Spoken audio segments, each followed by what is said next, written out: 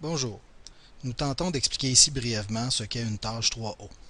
Un défi de robotique sera le cas de notre exemple. Le robot doit parcourir un trajet entre le départ en rouge et l'arrivée en vert, selon certaines conditions.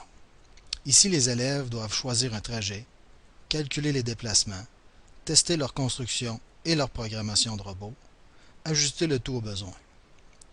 Prenons notre tableau des trois lieux, des trois phases. D'abord, la robotique sera évidemment un des outils à utiliser lors de la tâche.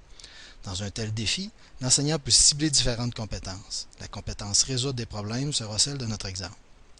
L'élève devra analyser la situation problème ainsi que son robot afin de pouvoir relever le défi. Lors des calculs préalables à la programmation, l'élève appliquera des processus mathématiques déjà expliqués par l'enseignant.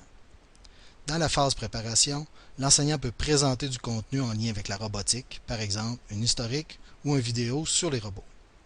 L'enseignant modélise les différents calculs nécessaires à l'élève lors du défi. Le tableau sera encore utilisé par l'enseignant, mais cette fois dans la phase réalisation, pour revoir au besoin certains principes de calcul mal compris par les élèves.